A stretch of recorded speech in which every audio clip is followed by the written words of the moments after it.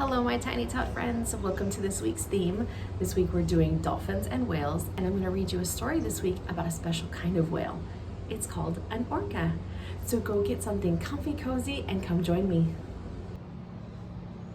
Okay, so here we go. Look at these beautiful illustrations. I wanted you guys to see all of the pictures that are going to be in this book. They are so amazing. So let's get started, okay, friends?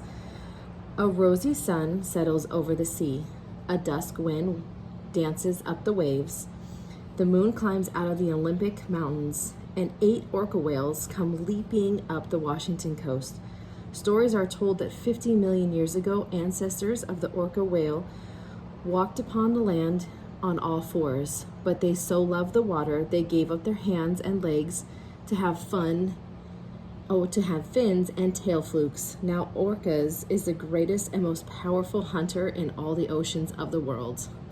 My goodness, let's see. 1, 2, 3, 4, 5, 6, 7, 8. 8 orca whales. The leader of the pod, bull orca, echolocates. That's the sound that they make underneath the water to find things like, look at these guys over here, all these fish. By sending vibrating sounds through the water, he can locate and tell the nature of objects far beyond his sight. He finds a school of salmon circling within fishermen's nets.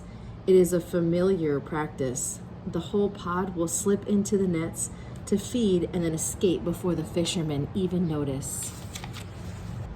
Oh my goodness, look at this. This is the pod of orca whales. Aren't they beautiful? And here's the net full of salmon. Splashing and singing at the rear of the group, not at all like a hunter, is Orca the pup.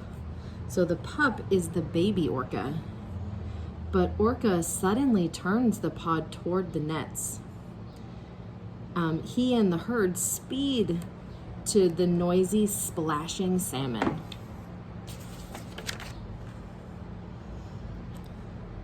Just at that moment, Pup turns the opposite way toward a juicy salmon nearby. As Pup's great jaws open to snatch his catch, a storm of fishing boats close in on the whales. Bull orca wheels around and the pod races for safety. Pup moves to join them, but he can't. His dorsal fin is caught in a sunken, abandoned cargo net. Oh my goodness, so he's stuck. Look, oh my goodness. Pup wriggles and squirms. He bucks and thrashes. The net only gets tighter. Then he lies still, nearly out of breath, too weak to call out. Above him, the rumbling of the boats grows fainter as they move away. Pup hears his mother calling him. He is only 5 and has never been more than 100 yards from her side. But her voice, like the others, soon fades. Oh my goodness, what's gonna happen? In the watery silence, the sunlight begins to disappear. Pup must have air and he must join his family. He tries one last time to break free, and the muscles along his back tighten. His 4-foot tail fluke strikes downward. His sharp teeth cut sideways. At last, his net's mesh snaps. His 3-ton body rockets towards the surface. He is free. My goodness, it's very dark. What time of day do you think this is, friends? Do you think it's daytime or nighttime? Let's see. Air. Nighttime rushes into his blowhole. Good guess if you said nighttime. His lungs fill like balloons, but the fight has tired him. Alone and exhausted, Puff drifts half asleep through the lonely, moonlit seas, closer and closer to land.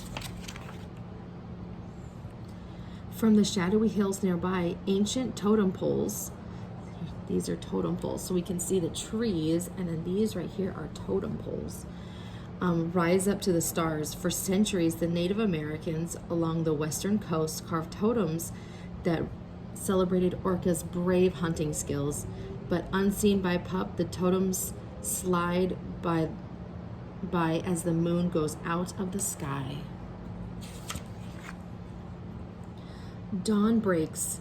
Pup wakes feeling the sun growing heat on his back. Unaware he had drifted towards the shore and became stuck in a shallow pool of water. The waves must have pushed him here in the night. The ongoing ride has left a sandbar between him and the sea where he belongs. No whale can endure so much direct sun, and the sun is still rising. Pup has grown to understand the meaning of many sounds in the sea, yet surrounding him now are strange voices. I see three hands. Looks like somebody's helping him. Along his back, he feels many soft, tickling sensations. Suddenly, he is being moved. Something is pushing him through the rising water of the incoming tide, pushing him back to the sea, back to the cold, back to life. He takes a grateful gulp of air and dives, now past the dark underwater caverns, down past the fluttering kelp beds. The cold water cools his body. Pup begins to echolocate. He finds a school of herring and races for it. But Pup is young and inexperienced. All the fish hear him coming and scatter. Still alone and looking for his family, Pup sees 3 humpback whales rise up from the hidden valleys of the undersea. Their slow whistling songs are different than the songs of his family. But within the notes, it is from a far-off world. Pup hears another, more urgent song, an Orca song. Pup turns and dives his sleek body towards the surface. He breaks out of the water in a sky-bound spiral. He lands within a tail-whopping splash that can be heard clear to the mountains of the Olympic Peninsula. He looks for signs, a fin, a fluke, any signs along the coast. And then, silhouetted against the sunset, Pup sees them, 7 whales, his very own family, rising out of the waves, coming for him. They have not left him. They have come back. Their songs of happiness race before them like ribbons of joy. Orca the pup is home again. Look at him. He's so happy that he found his family. Oh, friends, that was a beautiful story. Well, friends, I hope that you liked that story. It was such beautiful illustrations. I hope that you enjoyed it, and join me next time for our art project. I hope you have a great day, and I'll see you later. Bye.